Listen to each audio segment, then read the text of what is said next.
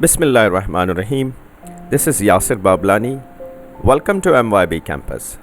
आज जिस टॉपिक को हम डिस्कस करने वाले हैं वो है career counselling, how it helps the student and also how it identify themselves. Basically student को कुछ चीज़ें, कुछ एलिमेंट्स जानना बहुत ज़्यादा ज़रूरी है, जैसे कि where are you right now, number 1, number 2 where you want to go, number 2 and number 3 how you will get there. बहुत ही important topic as far as student, वो स्टूडेंट्स जो कि काफ़ी कंफ्यूज हैं अपनी पर्सनैलिटी को लेके, फ्यूचर को लेके, और बहुत सारे ऑप्शंस जो उनको डिस्ट्रैक्ट कर रहे हैं और वो सही जो है डेस्टिनेशन तय नहीं कर पा रहे।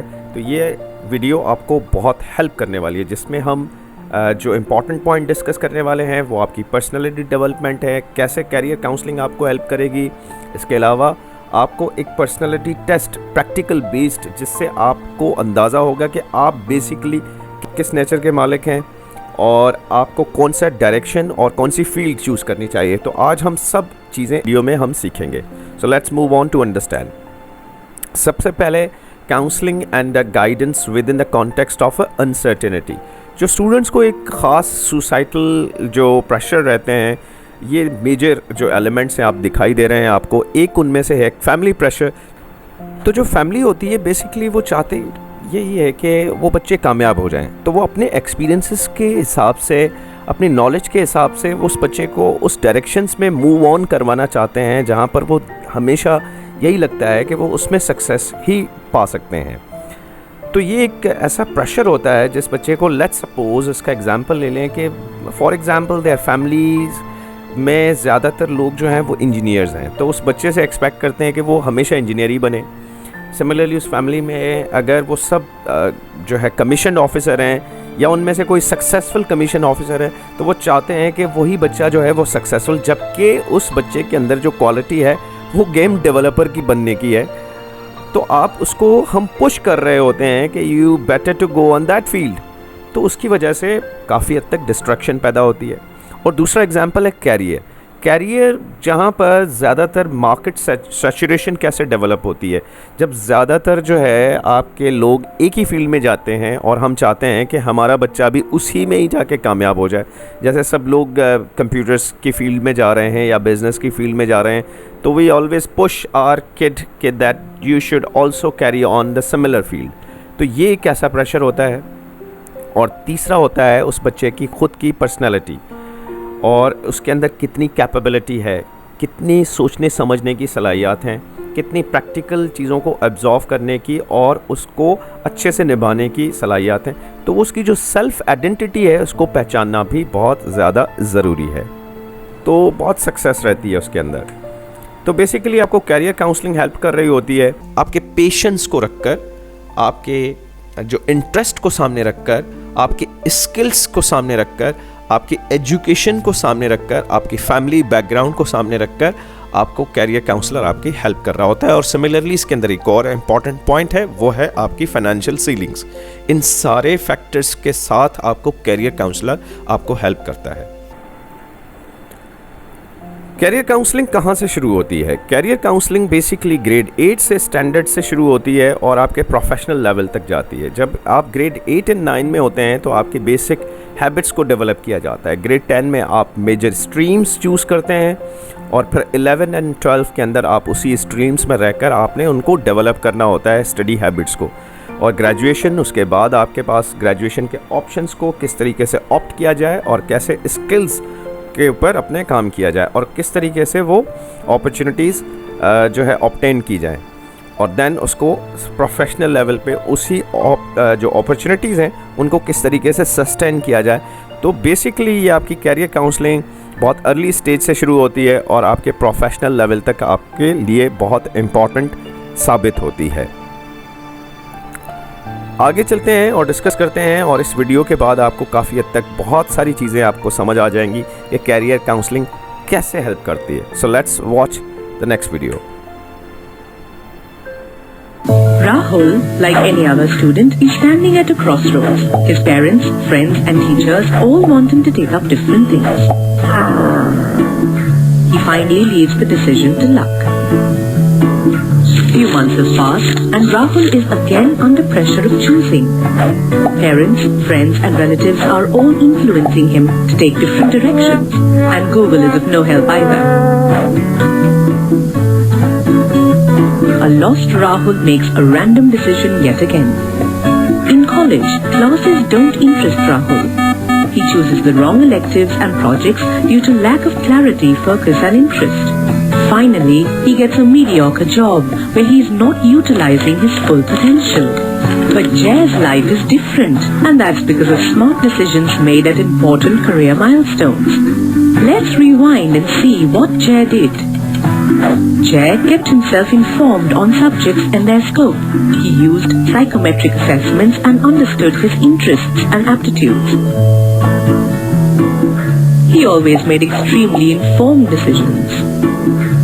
From time to time, Jay took career guidance and made smart choices, whether choosing a course, a career or a specialization. He was able to climb the success ladder soon and now leads a satisfactory work life. That's where career guidance comes in. It helps you find the right balance between passion and skill.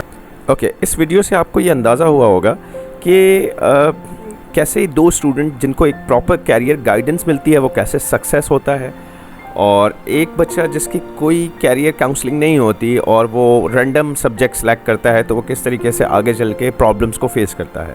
तो उसके लिए ये समझना बहुत ज़्यादा ज़रूरी है कि हमारी सेल्फ़ एनालिसिस हमें करनी चाहिए, और फिर इन सारा जो यहाँ पर मैंने आपको एक डायग्राम दिखा रहे हैं, इन डायग्राम से गो थ्रू होके आपने अपने स्किल्स को आइडेंटिफाई करना होता है। जैसे लर्न अबाउट योरसेल्फ, अपने स्किल्स को आइडेंटिफाई करना, अपने कैरियर ऑप्शंस को रिसर्च करना, फिर उन सबको लिंकअप करके अपने आप को स्ट्रेंथन करना। तो ये एक सर्कल है जिसको बहुत ज़्यादा ज़रूरी है कि आपको उस कैरियर प्लानिंग के थ्रू आपको मूव ऑन होना चाहिए।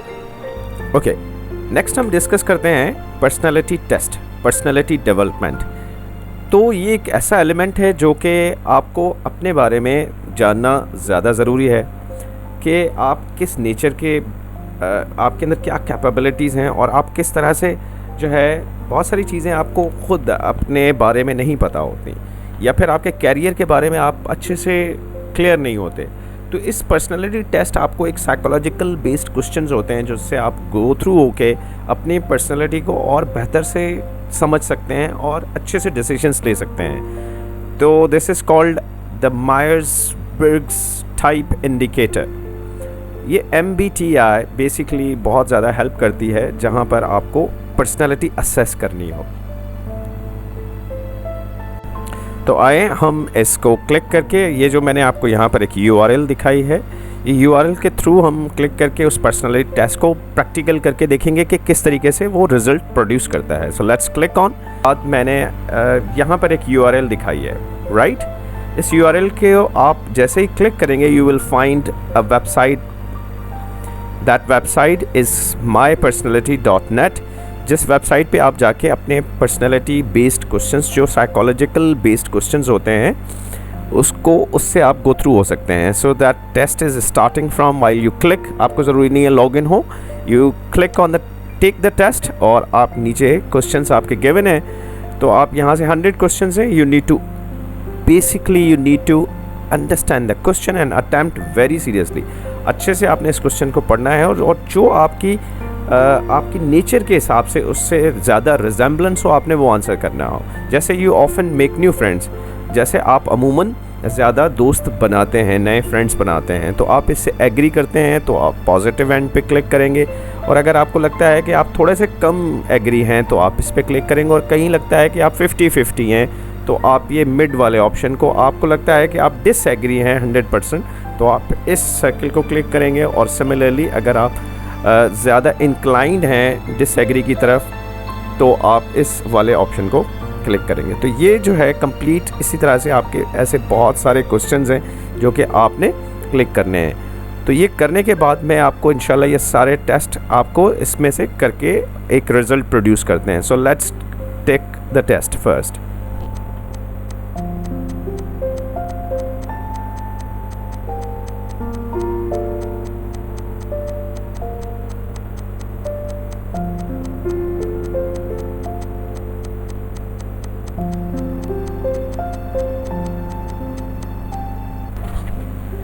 ओके जो आप इस वक्त देख रहे हैं this is basically the result of the test. आपकी जो बेसिक नेचर है वो कमांडर बेस्ड है and this is the ENTJ। Basically ये एक एब्रीविएशन है जो कि आपको ओवरऑल बताएगा कि आपकी पर्सनालिटी, आपकी माइंड किस तरह से है, एनर्जी क्या रहती है आपकी, किस टाइप की आपकी नेचर है, आपके टैक्टिक्स क्या रहते हैं, आइडेंटिटी क्या है आपकी, और ये सब कुछ आप रीड कर सकते हैं एक समरी के फॉर्म के अंदर।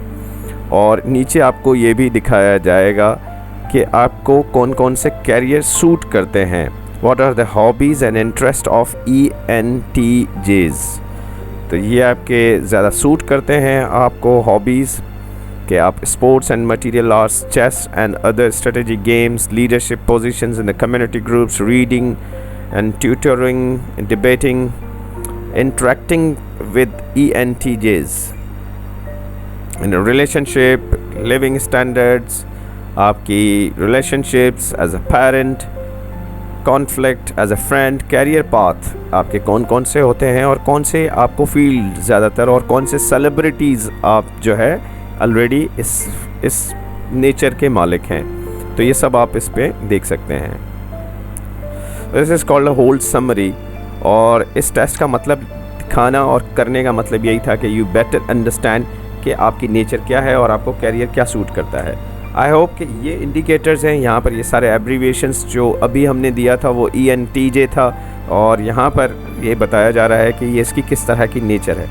तो this is all about the personality assessment. I hope कि आप भी इस सारे पर्सनैलिटी बेस्ड टेस्ट से अच्छे से ख़ुद को असेस करेंगे and then going to get the better results इंशाल्लाह। आई होप कि आपको ये वीडियो हेल्पफुल रहेगी आपके लिए, and thank you so much for watching. Take care of yourself. Will see you with next interesting video. Meanwhile very good take care of yourself. Bye bye.